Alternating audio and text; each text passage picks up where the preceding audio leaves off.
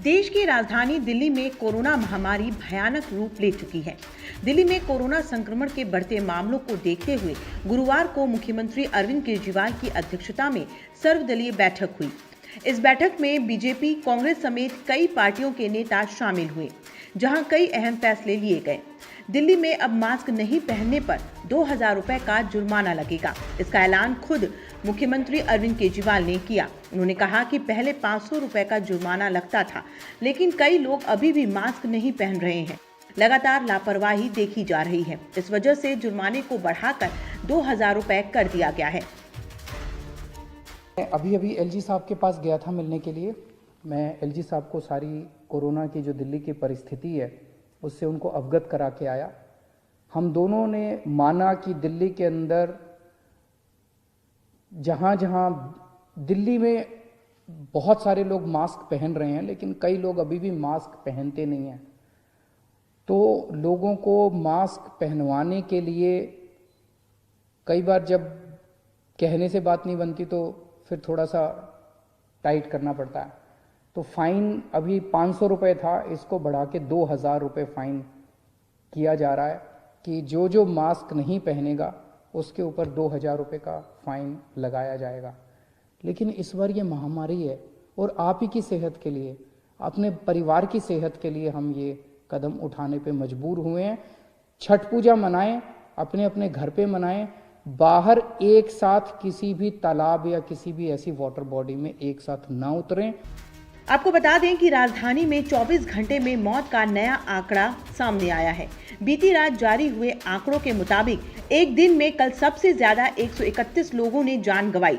वहीं 24 घंटे में 7486 नए मामले दर्ज किए गए। देश में कोरोना का आंकड़ा 89,60,000 के करीब पहुंच गया है। वहीं 24 घंटे में करीब 45,000 नए मामले सामने आए हैं, जबकि इतने ही समय में करीब 49,000 लोग रिकवर हुए हैं। वहीं दिल्ली नोएडा बॉर्डर पर भी कोरोना की रैंडम रैपिड जांच भी शुरू हो चुकी है। 5 एंट्री पॉइंट और 11 मेट्रो स्टेशनों पर जांच चल रही है, जहां रैपिड एंटीजन टेस्ट किया जा रहा है, जिसकी रिपोर्ट 8 से 10 मिनट में दी जा रही है।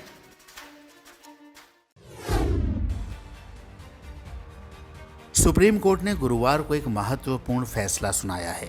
जी हां, केंद्रीय अन्वेषण ब्यूरो यानी सीबीआई को किसी भी मामले की जांच करने से पहले संबंधित राज्य की सरकार की सहमति लेना अब अनिवार्य होगा। गौरतलब है कि सीबीआई की छानबीन के अधिकार क्षेत्र के मामले में अक्सर सवाल उठते रहते हैं। ये सवाल भी उठता रहता है कि क्या जांच के लिए सीबीआई को संबंधित राज्यों से अनुमति लेने की जरूरत है। तो अब सीबीआई को जांच के लिए संबंधित राज्य से अनुमति लेना आवश्यक होगा। गौरतलब है कि हमारे देश के अंदर केंद्र और राज्यों के बीच शक्तियों का विभाजन किया गया है। केंद्र और राज्य सरकारें 3 सूचियों के आधार पर काम करती हैं। ये हैं केंद्रीय सूची, राज्य सूची और समवर्ती सूची। केंद्र सरकार केंद्रीय सूची के विषयों पर निर्णय लेती है, वहीं राज्य सरकार राज्य सूची के विषयों पर निर्णय लेती है। समवर्ती सूची वो है जिसके विषय पर केंद्र और राज्य सरकारें दोनों ही निर्णय ले सकती हैं। सुप्रीम कोर्ट का कहना है कि भारत जैसे देश में इस तरह की व्यवस्था से हमारा संघीय ढांचा और मजबूत होता है। इससे केंद्र राज्यों में अपनी मनमानी नहीं कर पाएगी। वहीं शीर्ष अदालत का कहना है कि इससे पहले आरोप लगते रहे हैं कि केंद्रीय एजेंसियां जांच के नाम पर राज्य सरकारों को डराने धमकाने का काम करती हैं। इस फैसले से ऐसे मामलों पर भी रोक लगेगी।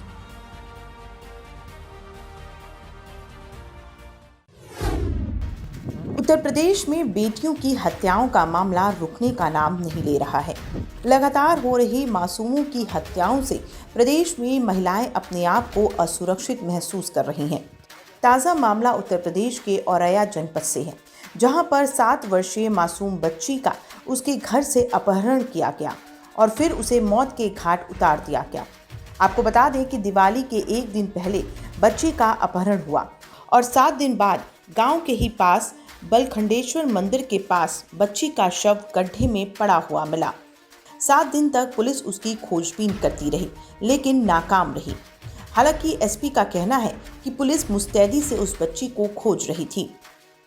तत्काल पुलिस मौके पे पहुंची थी और उस एरिया का बड़ा रिगरस सर्च किया गया था, लेकिन अनफॉर्चुनेटली कोई सफलता नहीं मिली। अगले 5 दिन तक वहां पर एक कॉन्टिन्यूस सर्च ऑपरेशन चला है, गांव वालों की मदद से और पुलिस प्रशासन की तरफ से।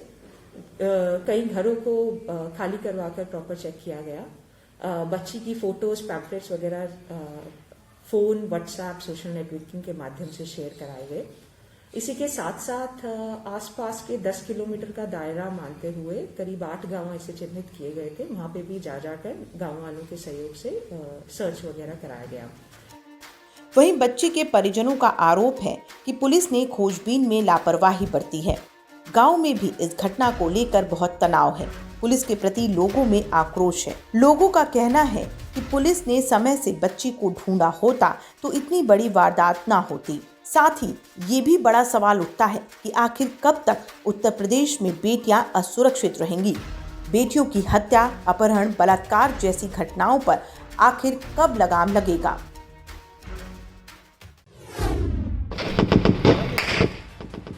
जम्मू श्रीनगर में सुरक्षा बलों को बड़ी कामयाबी हासिल हुई है। जी हां, जम्मू श्रीनगर के नेशनल हाईवे पर गुरुवार की सुबह आतंकवादियों और सुरक्षा बलों के बीच मुठभेड़ हुई, जिसमें भारतीय सेना ने 4 आतंकवादियों को मार गिराया।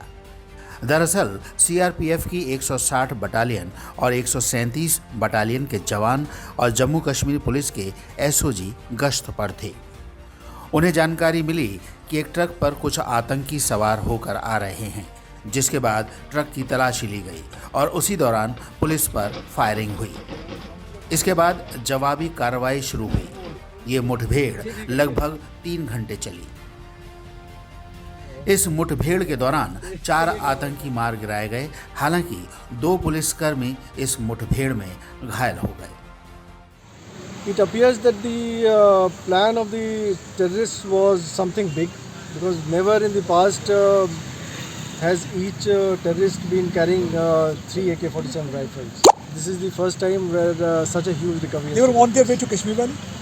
It appears that they were on the way to Kashmir Valley. Police ने यह भी जानकारी दी है कि आतंकवादियों के पास से 11 AK-47 और राइफल बरामद हुई है। साथ ही भारी मात्रा में गोला बारूद भी मिला है और 3 दर्जन ग्रेनेड और 6 पिस्टल भी बरामद हुए हैं। हम आपको बता दें कि इसके पहले बुधवार को भी कश्मीर के पुलवामा में आतंकवादियों की सक्रियता देखी गई थी। पुलवामा के काकापोरा चौक पर आतंकियों ने ग्रेनेड हमला किया था, जिसमें 12 नागरिक घायल हुए थे। वहीं गुरुवार सुबह एक बार फिर आतंकियों के नापाक इरादों पर सेना ने पानी फेर दिया है। जिस तरह से लगातार आतंकियों की गतिविधि घाटी में देखी जा रही है, उसे देखते हुए सेना लगातार सर्च ऑपरेशन कर रही है।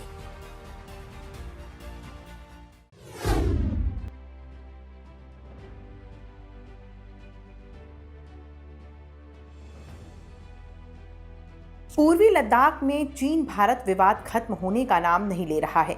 चीन लगातार अपने नापाक इरादों को पूरा करने में लगा हुआ है, लेकिन भारतीय सेना भी मुस्तैदी से डटी हुई है। सर्दियों के मौसम की शुरुआत हो चुकी है और पूर्वी लद्दाख में नवंबर महीने में 40 फीट तक बर्फ जम जाती है और तापमान -40 डिग्री तक चला जाता है। ऐसे में इंडियन आर्मी ने ठंड में अपनी सुरक्षा का हाईटेक इंतजाम किया है, ताकि सीमा पर दुश्मनों को सबक सिखाने में कोई कसर ना रह जाए। जी हां, भारतीय सेना ने पीपल्स लिबरेशन आर्मी के किसी भी दुस्साहस से निपटने के लिए आगे के इलाकों में हजारों सैनिकों के रहने के लिए आधुनिक आवास तैयार कर लिए हैं। आधिकारिक सूत्रों ने बुधवार को ये जानकारी दी है। भारतीय सेना की मौजूदगी वाली कुछ जगहों पर तापमान -40 डिग्री सेल्सियस तक गिर जाता है। इसके अलावा ज्यादा ऊंचाई वाले क्षेत्रों में सर्दियों के दौरान 30 से 40 फीट तक बर्फ पड़ने की भी संभावना है। आपको बता दें कि इंडियन आर्मी ने एक वीडियो जारी किया है, जिसमें सेना की तैयारियां साफ दिखाई पड़ रही हैं। इसमें सैनिकों के लिए बिस्तर, अलमारियां और हीटर की सुविधा है। कई कमरों में सिंगल बेड है, तो वहीं एक लिविंग रूम में बंक बेड की भी व्यवस्था की गई है। सूत्रों से मिली जानकारी के अनुसार मोर्चे पर मौजूद सैनिकों की तैनाती के हिसाब से उनके लिए गर्म टेंट की भी व्यवस्था की गई है।